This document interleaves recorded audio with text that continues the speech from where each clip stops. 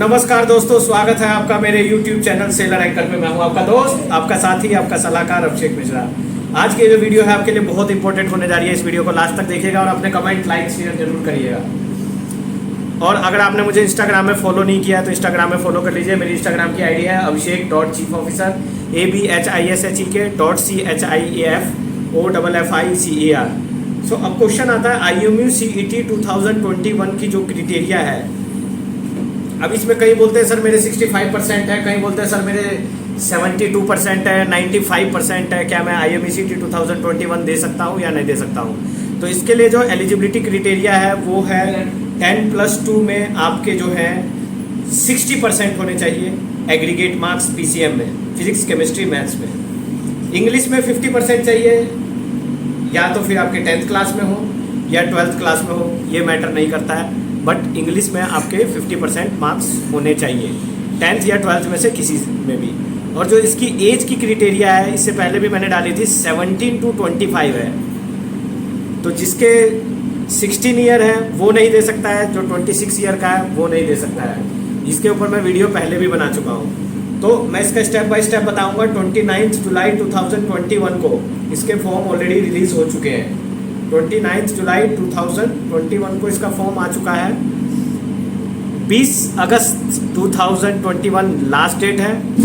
25 अगस्त 2021 को mock test होगा। अब ये मॉक टेस्ट क्या होता है, कईयों का ये डाउट होता है, कईयों को यही नहीं पता है कि मॉक टेस्ट क्या होता है। तो मॉक टेस्ट उसे कहते हैं, मतलब जो IMU में आपका एग्ज़ाम होगा उसी का एक डुप्लीकेट टेस्ट होगा, मतलब ये पैटर्न का एग्ज़ाम होगा। तो वो मिस मत करना, क्योंकि हो सकता है उसके भी कुछ क्वेश्चंस आपके ओरिजिनल में आ जाए और आपका हॉल भी तभी इशू होगा। 29 अगस्त 2021 संडे है।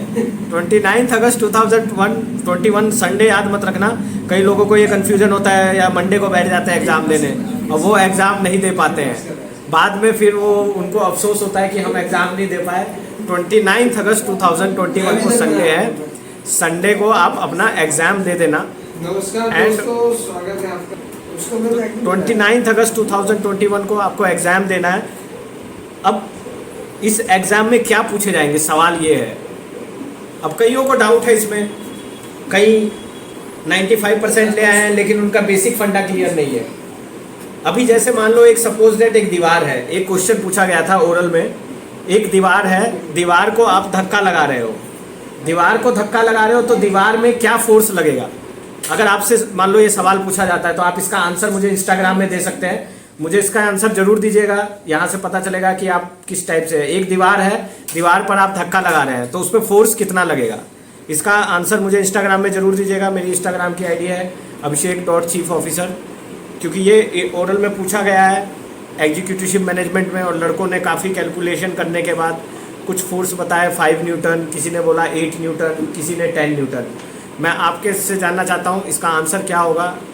इसका जवाब मैं नेक्स्ट वीडियो में जो मुझे रिप्लाई देंगे मैं उनके नाम के साथ बताऊँगा, उन्होंने क्या क्या आंसर दिए हैं और क्या होगा। तो फोर्स के बारे में पढ़िएगा, बिकॉज ये इंटरव्यू के क्वेश्चन, बिकॉज आप रिटर्न तो कर लेते हैं मगर इंटरव्यू में आप नहीं कर पाते, क्योंकि इंटरव्यू में आपको करने के लिए उसकी प्रिपरेशन करनी पड़ती है। आपकी वॉल्यूम किस तरीके से आपको बात करनी है, किस तरीके से आपको रिप्लाई देना है, किस तरीके से आंसर देना है, ये सब आना चाहिए, तभी आप इंटरव्यू एग्ज़ाम क्लियर कर पाओगे। बिकॉज रिटर्न में तो आपको कोई देखता नहीं है, बट इंटरव्यू में आपको फेस टू फेस देना पड़ता है। और इंटरव्यू में कितने आदमी बैठे होते हैं, कहीं ये पूछा, तो ये डिपेंड करता है कंपनी पे। जो कंपनी का स्पॉन्सरशिप का एग्ज़ाम देते हो, जैसे मान लो सपोज दैट आप एग्जीक्यूटिव मैनेजमेंट का दे रहे हो, तो कई बार 2 कैप्टन बैठ के इंटरव्यू लेंगे, कई बार 3 कैप्टन इंटरव्यू लेंगे। इंटरव्यू में बेसिक पूछा जाता है, ये मैं सबको बता चुका हूँ। अब IMU की बात कर रहा था मैं। IMU में जो आपके एग्ज़ाम देते हो उसमें कितनी रैंक होगी जो आपका सिलेक्शन हो जाएगा, तो ट्राई करना। अब मेरिट लिस्ट किस बेस पे निकलती है, देखो मेरिट लिस्ट में कई फैक्टर करते हैं, कई फैक्टर्स मैटर करते हैं, जैसे एज, आपकी रैंकिंग, आपकी 12th क्लास की परसेंटेज, ये सारी मैटर करती है। अभी मैं सपोज दैट एक एग्जांपल देता हूँ। मान लो कोई एक लड़का है, सपोज दैट मैं X नाम का लड़का है, उसकी एज है 24 ईयर, ओके। उसके 12th में आए हैं 66%, और उसकी जो रैंकिंग है IMU CET में वो 18,000 है, तो उसके चांस बहुत कम हो जाते हैं मेरिट लिस्ट में, जो नंबर ऑफ़ सीट सिलेक्शन के हिसाब से होता है।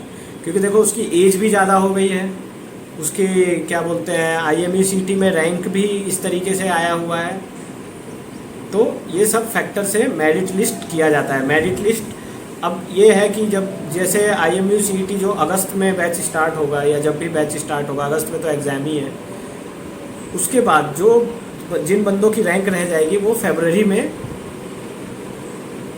उन बंदों को लिया जाएगा, जो बचे हुए बंदे हैं। ये समझ में आ गया नंबर ऑफ़ कैंडिडेट्स का? आपको मैंने पूरा फंडा समझा दिया है, मैंने शॉर्टकट में आपको बताया है, वो आपके लिए इम्पोर्टेंट है। IMU CET का फॉर्म तरीके से भरिएगा। उसके बाद कंपनीज़ के फॉर्म भी निकल चुके हैं, जिस कंपनी के MSc ने ऑलरेडी निकाल चुकी थी। कई लोग बोलते हैं ब्रिटिश पेट्रोलियम का जैसे ही निकलेगा, शेवरॉन का निकलेगा, मैं बता दूंगा, बिकॉज ये सारे फॉर्म निकल चुके हैं। आप लोगों के रिजल्ट अभी आए हैं, लेकिन वो अपीयर वाले भी दे सकते थे एग्ज़ाम, तो आपको दे देना चाहिए था। ये याद रखना, कंपनी की अलग रिक्वायरमेंट्स होती हैं, अलग गाइडलाइंस होती है। अभी एंग्लो ने जो निकाला है वो 17 to 25 उसमें एज क्राइटेरिया है, लेकिन वही MSc ने निकाला हुआ है, उसमें 19 ईयर्स तक है, 19 ईयर तक है। किसी कंपनी का 21 ईयर तक रहता है। तो ये कंपनी की अलग अलग गाइडलाइंस पे वेरी करती है। तो ये आप कंपनी की गाइडलाइंस दे सकते हैं। इसके बारे में मैंने एक वीडियो भी पहले बनाई थी कि अगर आपको किसी कंपनी के बारे में पता करना हो तो jobsips.com में जाइए। jobsips.com में जाके वहाँ पे रजिस्ट्रेशन कर सकते हैं। वहाँ पे इंडिया सेलेक्ट करके जैसे ही वहाँ पर जाएंगे, आपको सारी कंपनीज़ की लिस्ट आ जाएगी कि कौन कौन सी अच्छी कंपनी है, कौन कौन सी एफिलेटेड कंपनी है। ये सारी आपको jobsips.com में पता चल जाएगी, वहाँ जाके आप देख सकते हो। तो ये क्लियर हो गया आपका।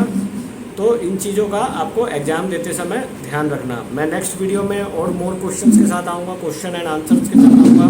अभी जो मैंने क्वेश्चन पूछा है, अगर आप एक दीवार पर धक्का लगा रहे हो तो उस पर कितना फोर्स लगेगा, इसका मुझे आंसर ज़रूर दीजिएगा। वैसे तो मुझे काफ़ी आंसर्स देते हैं जो भी मैं क्वेश्चन करता हूँ, एंड मैं कुछ और मोर बेसिक क्वेश्चंस के साथ नेक्स्ट वीडियो में आऊँगा। तब तक के लिए बाय बाय, टाटा।